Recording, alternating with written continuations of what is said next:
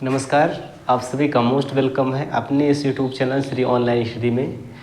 तो भौतिक विज्ञान की क्लास में प्रीवियस लेक्चर में हम लोगों ने आर्किमिडीज का सिद्धांत देखा था और बहुत सारी चीज़ें उसमें आपको बताई गई थी। प्लेलिस्ट में जाके उसको आप अच्छे से देख लीजिए। पूरा का पूरा ये जो जिसका सेक्शन मेरे द्वारा प्रोवाइड किया जा रहा है, इसको आप बाकायदा नोट्स बनाइए और सारी चीज़ों को जो है मेरे साथ पढ़ते हुए चलिएगा। जो आने वाले अपकमिंग एग्ज़ाम्स में इस पर निश्चित तौर पे आपके क्वेश्चन सही होंगे, क्वेश्चन वहाँ से आपके भिड़ेंगे और आप मुस्कुरा के उनका जवाब दे के आएंगे। चलिए, आज का टॉपिक रहेगा पृष्ठ तनाव, सरफेस टेंशन। बहुत इम्पोर्टेंट टॉपिक है, अति महत्वपूर्ण टॉपिक है, इसको भी आप यहाँ पर जाने रहिए। चलिए देखते हैं क्या होता है सरफेस टेंशन। जैसे मान लीजिए ये कोई द्रव भरा हुआ है, सपोज करिए कि पानी भरा हुआ है, तो पानी के नाते इसकी सतह पर जो है, यहाँ एक सतह पर जो है, इसकी पानी की सतह पर इसके कणों के बीच में एक बल काम करेगा, जो किस प्रकार का बल रहेगा? ससंजक बल रहेगा। तो यहाँ इसकी सतह पर जो है, पानी की सतह पर ससंजक बल के कारण उत्पन्न तनाव, ससंजक बल के कारण, ससंजक बल जो होता है यह समान प्रकार के अणुओं के मध्य कार्य करता है, इस नाते इसको बोलते हैं ससंजक बल। ठीक है, तो ससंजक बल के कारण एक तनाव बल उत्पन्न होता है, एक तनाव उत्पन्न होता है जिसे पृष्ठ तनाव कहते हैं, जिसे पृष्ठ तनाव कहते हैं, सरफेस टेंशन कहा जाता है। क्लियर? ये कहाँ पर उत्पन्न होगा? द्रव की सतह पर। किस नाते उत्पन्न होगा? ससंजक बल के नाते। ठीक है, तो ये दोनों प्रकार के सवाल बनते हैं कि पृष्ठ तनाव कहाँ उत्पन्न होता है, तो द्रव की सतह पर उत्पन्न होता है। किस बल के नाते? ससंजक बल के नाते उत्पन्न होता है। ठीक, अब इसका यूज़ क्या है हमारे दैनिक जीवन में, इसका उपयोग क्या है, इस पे बात कर लेते हैं। तो इस पर आधारित घटनाएं जो होती हैं उनको देखिए। पृष्ठ तनाव पर आधारित घटनाएं, इन घटनाओं को याद रखिएगा क्योंकि यही बहुत पूछी जाती हैं। ये परिभाषा आपसे कम पूछी जाती है, लेकिन इस पर आधारित घटनाएं यही पूछी जाती हैं। ठीक है, तो कौन कौन सी घटनाएं इस पर बेस्ड हैं देखिएगा।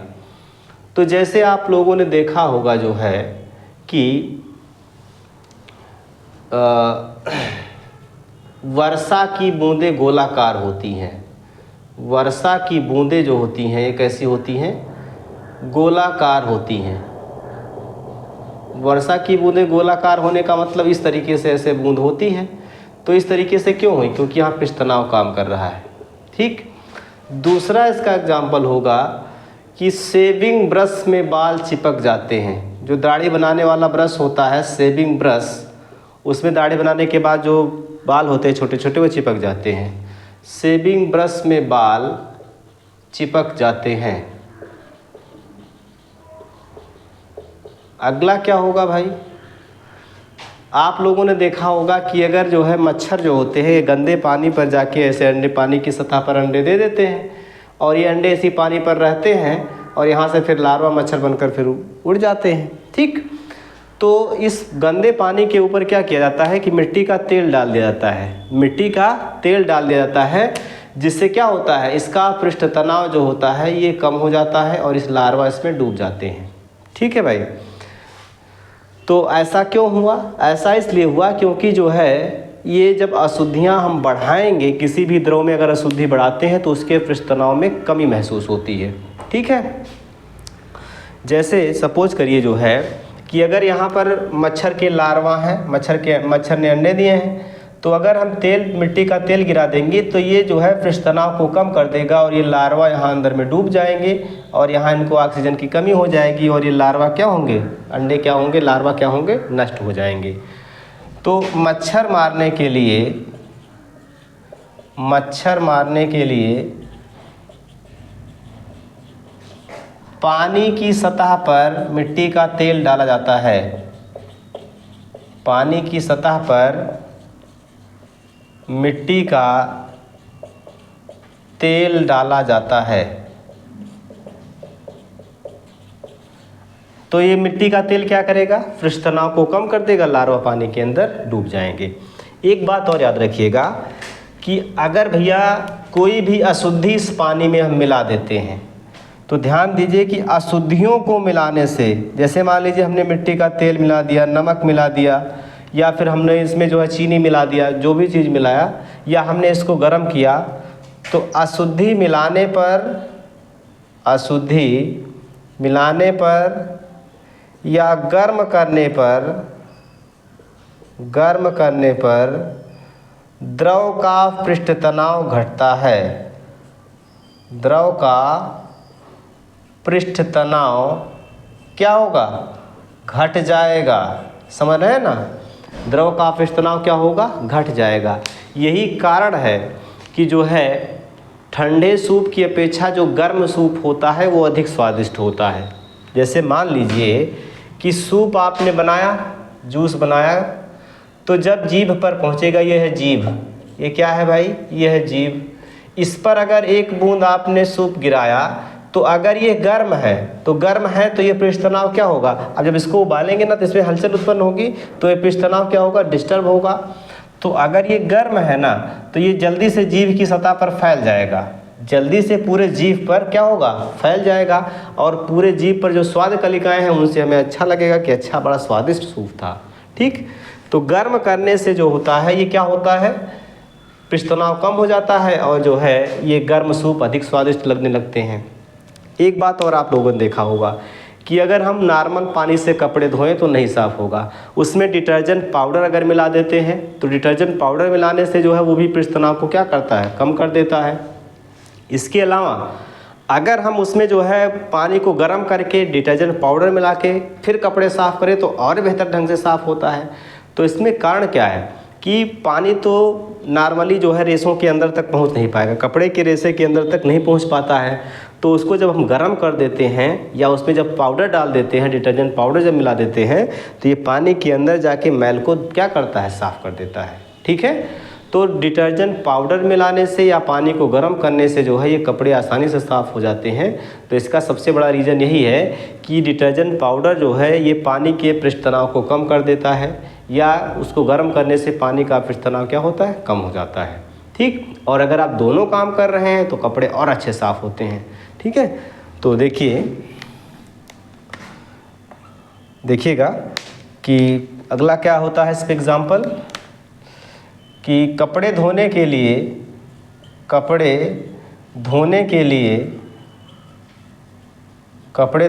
लिए पानी में डिटर्जेंट पाउडर डालते हैं।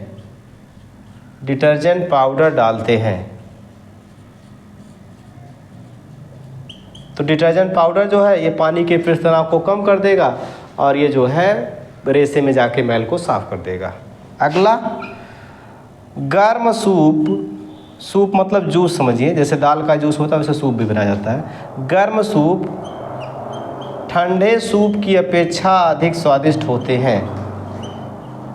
तो जैसे भैया गर्म सूप रहेगा ना, तो जब गर्म किए हैं उसको तो उसका पृष्ठ तनाव क्या है? कम है। जीभ पर एक बूंद गिरेगा, पूरे जीभ पर फैल जाएगा, पूरा अच्छा सा स्वाद हमको मिलेगा। ठीक, और ठंडा है तो जहाँ रखेंगे वहीं रह जाएगा, स्वाद का अनुभव सही से नहीं हो पाएगा। तो इसीलिए गर्म सूप ठंडे सूप की अपेक्षा अधिक स्वादिष्ट होते हैं। ठीक, आई बात समझ में? और क्या हो सकता है? जब समुद्र पर लहरें आती हैं, ठीक है, तो समुद्र की लहरों को शांत करने के लिए तेल गिरा दिया जाता है सतह पे। तो तेल गिरा रहेगा तो पृष्ठ तनाव ज़्यादा हो जाएगा। ठीक है, और इसलिए जो है वो लहरें शांत हो जाएंगी। बहरहाल इतने एग्जाम्पल आपके एग्ज़ाम में पूछे जाते हैं, इसको याद रखिएगा। इसको ठीक, उसको भी लिख देते हैं। समुद्र की लहरों को शांत करने के लिए, समुद्र की लहरों को शांत करने के लिए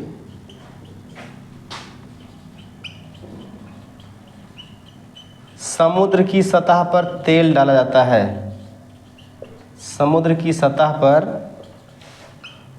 तेल डाला जाता है।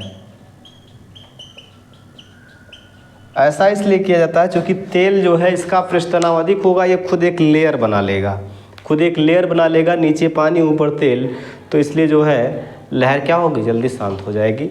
तो ये भी इसका रीज़न होता है, जाने रहिए इसको।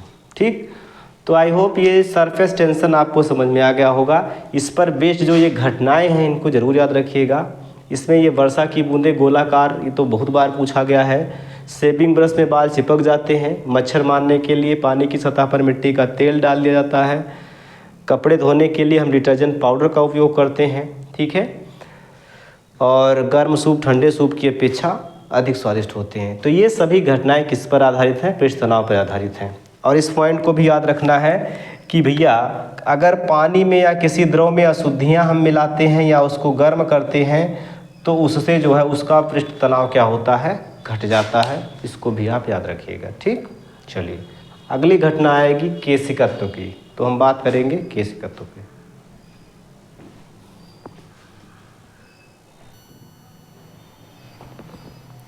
देखिए केशिकत्व क्या होता है, तो एक बाल के व्यास के आकार की केश के मोटाई के बराबर एक नली होती है जिसको हम बोलते हैं केश नली। सपोज करिए कि यह एक नली है जिसमें व्यास जो है इसका जो मोटाई है इसमें ये केश के बराबर है। किसके बराबर है, केश के। केश का मतलब होता है बाल। तो ऐसी नली जिसका व्यास जो है ये केश या बाल के बराबर हो तो इस नली को हम कहेंगे केश नली। क्या बोलेंगे भाई, केश नली कहेंगे। अब इस केश नली में जो है द्रव के चढ़ने या उतरने की घटना, द्रव के चढ़ने या उतरने की घटना जो होती है यही क्या कहलाती है, यही कहलाती है केशिकत्व। ठीक है, जब इस केश नली को किसी द्रव में डुबाया जाता है तो वो द्रव इस नली में चढ़ जाता है या उस नली में और धंस जाता है। यही घटना क्या कहलाती है, केशिकत्व कहलाती है। केश नली में द्रव का चढ़ना या उतरना ये क्या कहलाता है, केशिकत्व कहलाता है। अब ये डिपेंड करता है कि ये जो द्रव है वो किस हिसाब का है। द्रव अगर गाढ़ा है तो केश नली में द्रव उतरा हुआ रहेगा और द्रव अगर हल्का है तो केश नली में ऊंचाई तक चढ़ जाएगा। ठीक, तो देखो भाई मान लीजिए ये पानी है और इस पानी में हमने एक केश नली को डुबाया तो क्या दशा होगी इसमें, यह एक केश नली है, इसको हमने इस पानी के अंदर जब डुबाया तो ये पानी इस केश नली में चढ़ जाएगा। ठीक है, इस केश नली में ये कुछ ऊंचाई तक चला जाएगा, कुछ ऊंचाई तक चला जाएगा। ठीक है, और जब ये ऊंचाई तक जाएगा तो इसका जो तल होगा ना वो कुछ इस तरीके से रहेगा। जैसे नली है इसमें पानी पहुंचा यहाँ तक तो इस तरीके से इसका तल ऐसे रहेगा। ठीक है, आई बात समझ में। इस केश नली में पानी अगर यहाँ तक पहुंचा है तो इस पानी का जो तल होगा ऐसे वक्राकार होगा, अंदर की तरफ धंसा हुआ। यहाँ अगर पारा है और इस पारे में हमने केश नली को एक डुबाया, ऐसे इस पारे में हमने एक केश नली को डुबाया तो पहली बात ये पारा जो है इसमें कम ऊंचाई तक चढ़ पाएगा। सपोज करिए कि यहाँ तक चढ़ा तो यहाँ तक चढ़ेगा तो इस हिसाब से इसका तल दिखेगा। कैसे, जैसे ये केश नली है और इसको पारे में जब डाला गया तो ये यहाँ तक तो बर्तन का तल है, पारा कहाँ तक भरा हुआ है, यहाँ तक भरा हुआ है इस लेयर तक, लेकिन इसमें कम ऊंचाई तक पारा नली में चढ़ेगा और उसका जो तल होगा ये उभरा हुआ तल होगा। ऐसे आई बात समझ में। तो इसको याद रखिएगा, पूछा जा सकता है ये उभरा हुआ तल है और ये धंसा हुआ तल है, धंसा तल। ये एग्जाम में मैंने कई बार सवाल देखे हुए हैं कि पूछेगा कि एक पारे में केश नली को डुबाया गया है तो उसका तल कैसा होगा, ऊपर की ओर उभरा हुआ, नीचे की ओर धंसा हुआ, किस हिसाब से। तो यहाँ जो है ऊपर की ओर कैसा रहेगा, उभरा हुआ रहेगा जब पारे में डुबाया जाएगा, और जब पानी में डुबाया जाएगा तो ये अंदर की ओर ऐसा धंसा हुआ रहेगा। इसको भी याद रखिएगा। ठीक है, चलो। तो ये केशिकत्व क्या होता है, केश नली में द्रव का चढ़ना, केश नली में द्रव का चढ़ना ये क्या कहलाता है, ये कहलाता है केशिकत्व कहलाता है, केशिकत्व कहलाता है। ठीक है, ये दोनों डायग्राम आप चीज़ों को बना के समझ लीजिएगा। ठीक है, अब देखो अगली बात इस पर आधारित घटनाएं कौन कौन सी हैं, केशिकत्व की घटनाएं कौन कौन सी हैं जो हमारे कॉम्पिटिटिव एग्जाम्स में पूछी जाती हैं। तो जैसा पहले की घटना है, पहली घटना है ये है कि जैसे आप लोगों ने देखा होगा कि लालटेन या जो है दिया में तेल जो है ये रुई तक पहुंचता है। जैसे मान लीजिए ये दिया है, ऐसे हमने दिया रखा हुआ है और इसमें जल रहा है लौ, यहाँ पर ऐसे जल रहा है। तो तेल जब यहाँ भरा हुआ है तो ये रुई की बत्ती के सहारे यहाँ पर पहुँचेगा ना। तो यहाँ पर कैसे पहुँचेगा, किस घटना से पहुँचेगा, केशिकत्व के द्वारा पहुँचेगा। ठीक, तो लालटेन या लालटेन की बत्ती में, लालटेन की बत्ती में या दिया की बत्ती में, ठीक है, जो भी हो, तेल का पहुंचना, तेल का ऊपर चढ़ना। ठीक, ये घटना हो गई पहली घटना। अगली घटना क्या होगी इसमें, पौधे की जड़ से पानी पत्तियों तक जाना। पौधे से जड़ तक पानी किसके द्वारा, पत्ती पत्ती केस नलियों के द्वारा वहाँ पत्तियों तक पहुँच जाता है। तो जड़ से पत्तियों तक पानी पहुँचना, पत्तियों तक पानी पहुँचना। ठीक है, जड़ से पत्तियों तक पानी पहुँचना। तीसरी घटना कौन सी होगी, तीसरी घटना जैसे खेत जब खाली होता है धान वगैरह का तो उसको जोत दिया जाता है ताकि मिट्टी की नमी अंदर बनी रहे, है ना।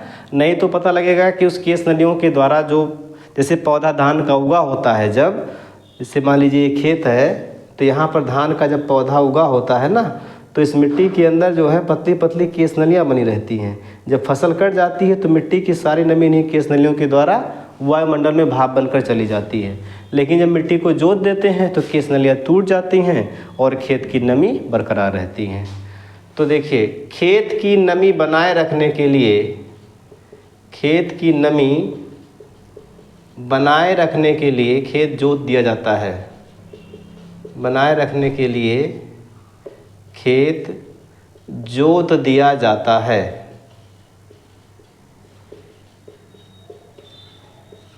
ठीक है, और क्या देखिए, अगर इस कपड़े पर जो है, कोई भी कपड़ा है, वहाँ पर एक बूंद पानी गिरा तो ये दूर तक फैल जाएगा। कैसे, इसी केशिकत्व के द्वारा। कपड़े पर पानी, कपड़े पर गिरा पानी दूर तक फैल जाता है, दूर तक फैल जाता है। ठीक है, अगला कौन सा होगा, जैसे तौलिया होता है, तौलिया में रोए रोए बनाए जाते हैं ताकि वो पानी को जल्दी से सोख ले। तो तौलिए द्वारा पानी सोखना, पानी सोखना। एक और घटना है, जैसे स्याही को सोखने के लिए एक ब्लॉटिंग पेपर होता है, स्पंज जैसा एक ब्लॉटिंग पेपर होता है। जैसे स्याही कहीं गिरी, उस ब्लॉटिंग पेपर को उसके ऊपर रख देते हैं और उसमें जो केस नलियाँ बनी होती हैं वो सोख लेता है स्याही। तो ये ब्लॉटिंग पेपर जो होता है, इसमें भी स्याही किस विधि से सोखी जाती है, इसी केशिकत्व विधि से। तो ब्लॉटिंग पेपर के द्वारा स्याही को सोखना, ब्लॉटिंग पेपर द्वारा स्याही सोखना, स्याही सोखना। तो आई होप ये चीज़ें आपको समझ में आई होंगी कि केशिकत्व पर कौन कौन सी घटनाएं आधारित होती हैं और यहाँ से हमारे एग्जाम में सवाल कैसे बनते हैं। ठीक है, तो ये रहा केशिकत्व की घटना। इस पर जितनी भी चीज़ें मैंने लिखी हुई हैं ये सब आपके कॉम्पिटिटिव एग्ज़ाम्स में आई हुई हैं। तो इसको आप अच्छे से तैयार करिएगा ताकि यहाँ से क्वेश्चन गलत ना हो। केशिकत्व, इसके पहले पृष्ठ तनाव, दोनों एक अति महत्वपूर्ण टॉपिक है और यहाँ से सवाल निश्चित तौर पे कॉम्पिटिटिव एग्जाम्स में आते रहते हैं। ठीक है, चलिए आज के लिए इतना रखिए, बाकी मिलते हैं कल के लेक्चर में। जय हिंद सभी को।